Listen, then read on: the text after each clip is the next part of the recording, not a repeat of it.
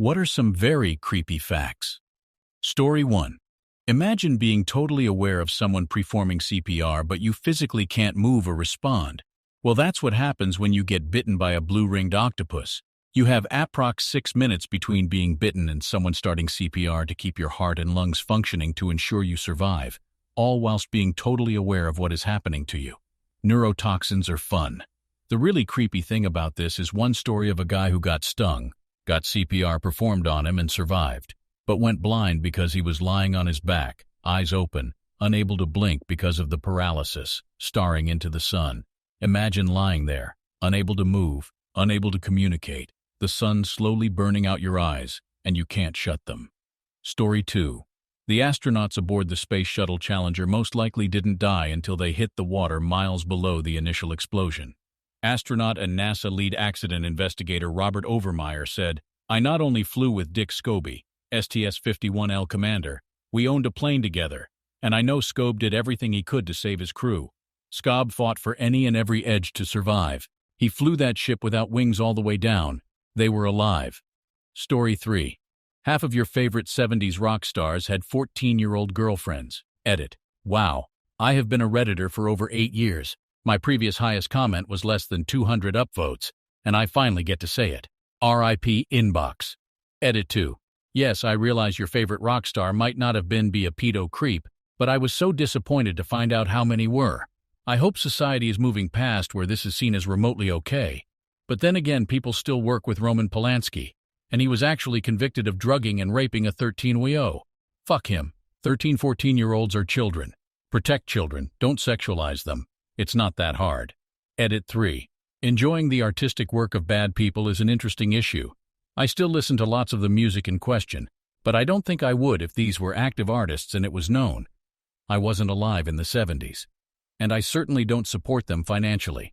Well, any more than Spotify plays, so I guess I do to some degree. In Polanski's case, I have seen some of his older movies, but never paid for one. I wouldn't support him financially in any way, and I wouldn't watch anything he makes at this point. I think it was Aziz Ansari who had an interesting bit asking the audience who still listens to R. Kelly. Not a lot of hands. Then later in the set asked who still listens to Michael Jackson. Lots of hands and cheers. I think there is an issue of perceived guilt, and also of artistic quality that plays into people's feelings. Regardless, I don't believe you should actively support known predators. Story 4. I bring this up at parties all the time. When climbing Mount Everest, there's a point nicknamed Rainbow Valley or Rainbow Ridge because it's absolutely littered with the bodies of people who attempted to make the climb. The combination of the extremely cold temperature and the bright snowsuits means that they've become a never-rotting but colorful landmark. Bonus round. Many of them died when other people were around. 2 climbers sat with Sleeping Beauty as she succumbed to hypothermia to comfort her until they had to leave to save themselves. A climber died next to Green Boots while the trail was busy with other climbers, as they either assumed he was resting and/or was perhaps already dead. If you get hurt or otherwise start to die up there, others can't rescue you without likely getting themselves killed. Retrieving a corpse requires 6-8 Sherpas, assuming it hasn't become part of the mountain. Extra bonus. The climber who died because she spent 21 minutes celebrating reaching the top of the mountain. Story 5. Mount Everest is covered in frozen corpses because removing them is very unsafe and time-consuming. They are easily viewed from the climbing routes, and some are used as trail markers. What's odd is that although the bodies are prominent, in some cases there is no consensus on their identity. Like over the years, 2 different people with a similar description didn't return from their Everest climb, and we know the body is probably one of them, but not sure which. Or is it more creepy that some of the bodies are indeed identified, and somewhere out there is a family who knows full well that their loved one's remains are a landmark on the world's most famous mountain? Story 6. The origins of vampires as we know them. Basically, your body has gas buildup when you die. I'm not medically inclined enough to explain why. Basically, the gas has to escape somehow, and so it would pass through the vocal cords in the throat. This creates the low moan that makes the body sound as if it was in pain. The people back then had no idea what was happening, and random bodies would just start moaning in pain. And thus they believed that the bodies were rising from the dead, and when stabbed, the gas escaped otherwise. thus leading to the belief that the only way to stop a vampire was to stab a dead body in the chest. This also led to a lot of strange burials, i.e. the man that was buried in a stone wall to prevent him from rising from the dead. I can't really blame them. I'd be freaked out too if a corpse suddenly started to make sounds. Creepy for some, but I find stuff like that fascinating. There's documentaries on YT talking about it. I highly recommend them. Edit. Words cannot describe how happy I am that so many of you provided additional facts. I'm having a blast reading your comments. I don't know much about this topic, and so it's great to have a place where more information and leads are constantly being shared. There are other factors to add to the overall myth of vampires. One is that premature burials were a thing back then.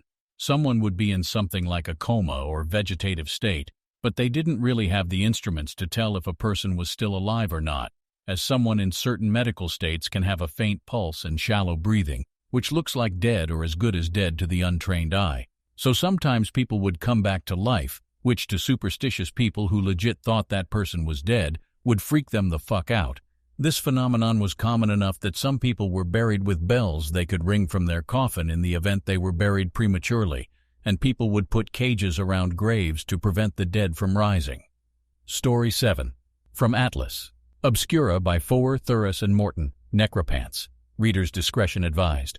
In Iceland, a long-ass time ago, 17th C, friends followed complex rules to obtain a dead man's skin to turn them into pants. You had to get permission from the dude to use his skin after he kicked the bucket. You would then wait until burial formalities concluded.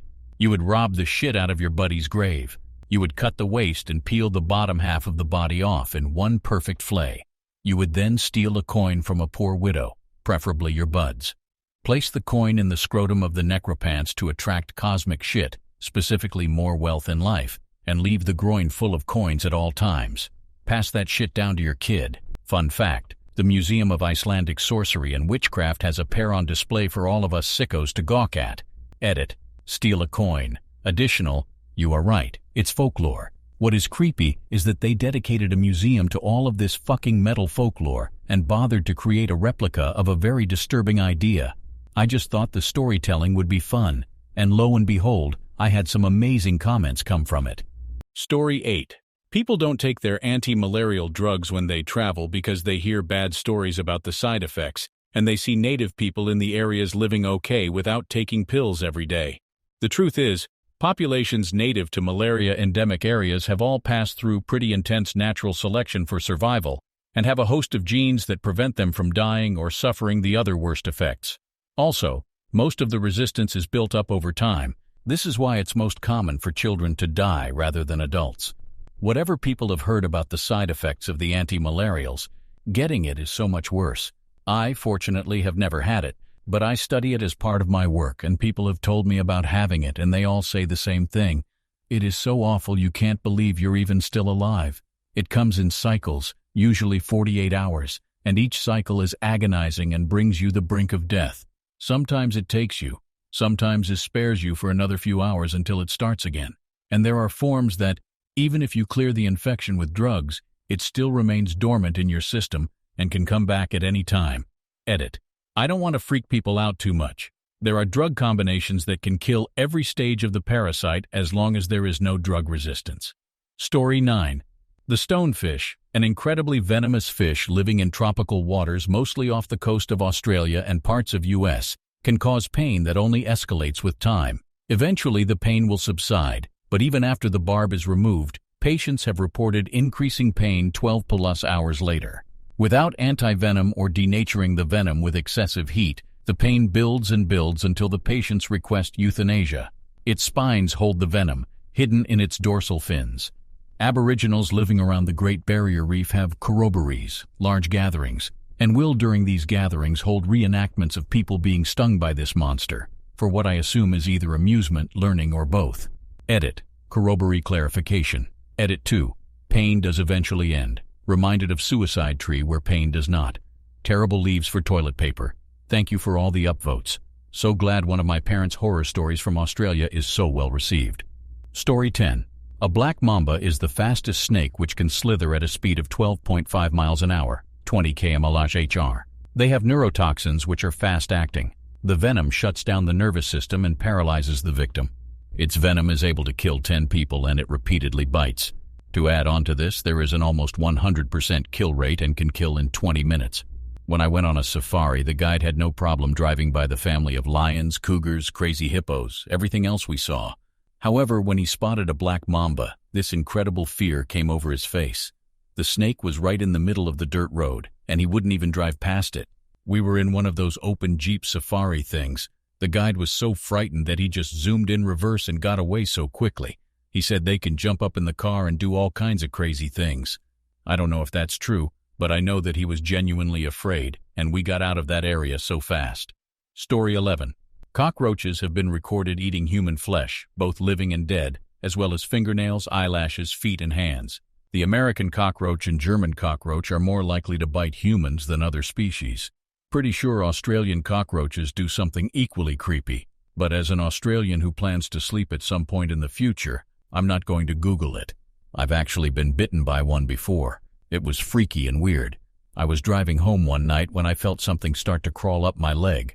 I couldn't see what it was in the dark, and I had to wait a bit before I could safely pull over and remove it. Somehow I was able to contain my fear and keep my leg still as it slowly climbed higher. When it reached my knee, I felt a sudden intense pain. Thinking I was being bitten by a spider, I tried not to panic and pulled over immediately. I practically ripped the switch off the dome light, flipping it on. Imagine my surprise when I saw a huge cockroach gnawing on my knee. I'm guessing it got trapped in my car at some point and was starving from the lack of food. I flipped it off, squashed it, and rushed home to put antiseptic on the wound. Luckily, it never got infected. So yeah, roaches can eat you. Story 12. Blobfish in its natural habitat looks like a normal fish, but it lives so deep underwater that it doesn't use a normal gas bladder to keep itself balanced. Instead, it has a spongy skin that is slightly less dense than water, which becomes damaged and bloated when fishermen bring it up too quickly. It's not really the ugliest fish. It has just experienced something worse than one of us being thrown into outer space. Between sea level and space, there's 1 atmospheric pressure of difference. Between sea level and 2,000 feet underwater, their upper limit, there's 60 atmospheres of difference. Story 13. There was a speech made for Apollo 11 if they were to die on the moon. Side fact, if it were to happen, people would look up at the moon knowing that crew died there, and their bodies would rest there till the end of time.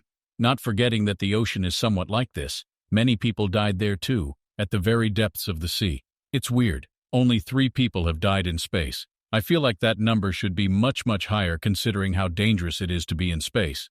Edit. Yes, I know it more dangerous departing or re-entering Earth.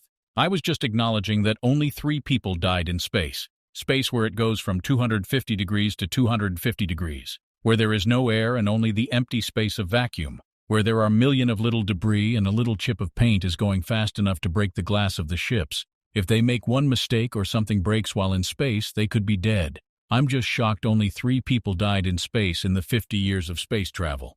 Edit 2. A lot of you guys are also mentioning the Russian cosmonauts conspiracy theory. I, for one, don't know a lot about it and don't claim to be an expert. But in the past hour of learning the history behind it, I doubt it is real. For those of you who may not know what the cosmonaut conspiracy theory is, I'll try to give my best explanation. In the 1960s, 2 Italian brothers claimed to have gotten recording of cosmonauts while in space. They collected 9 or so recordings, and some of them contain recordings of cosmonauts getting lost in space or burning up in re-entry. The reason why I don't think it is real is because I doubt 2 amateur Italian radio operator brothers could manage to somehow hack their way into recordings of cosmonauts. I feel like the USSR would have better protection and more secure lines than 2 brothers goofing around in a German bunker with a radio. Also, this is during the space race, and USA would have killed to get this kind of recordings. I would believe USA or other countries would get these recordings before 2 brothers. The recordings have also been thoroughly reviewed, and experts claim there are a couple of discrepancies. The recordings don't follow any of cosmonauts' communication protocols or use correct terminology. Also, Russians have said some of the people in the recordings don't sound Russian. Again, this is a conspiracy theory, so it hasn't been proven true or false. I can certainly believe USSR, or any nation for that matter, hiding evidence of astronauts or cosmonauts' lives lost in space. I just don't believe this conspiracy theory. Story 14. The Colombian serial killer Pedro Alonso Lopez, who is known as the Monster of the Andes, raped and murdered over 300 girls from Ecuador, Peru, and Colombia. However, after he was caught and imprisoned for 18 years, he was put in a psychiatric hospital. There he was reviewed, declared to be sane, and was set free, in spite of his blatant avowal that he fully intends to kill again. Since he was released in 1998, nobody knows where he is or what he's doing. He is supposed to be 71 years old at present. He is known for being the most prolific killer ever. Story 15. Rosemary Kennedy was JFK's sister. She suffered from oxygen deprivation at birth, and that unfortunately stunted her mental growth. She had a pretty decent childhood, but as she grew older, she began to act out. Afraid that her behavior would risk his political career, her father, Joseph, agreed to have her lobotomized. Her mother, Rose, was against it and forbade him from doing it, so he did it behind her back when she went on a trip. After the operation, Rosemary's already low IQ was lowered even further, to the point she could no longer walk or communicate. Her family had her locked up in an institution and basically disowned her. They never visited and never publicly acknowledged her anymore. Rosemary died at the age of 86. Her mother never forgave her husband for what he had done.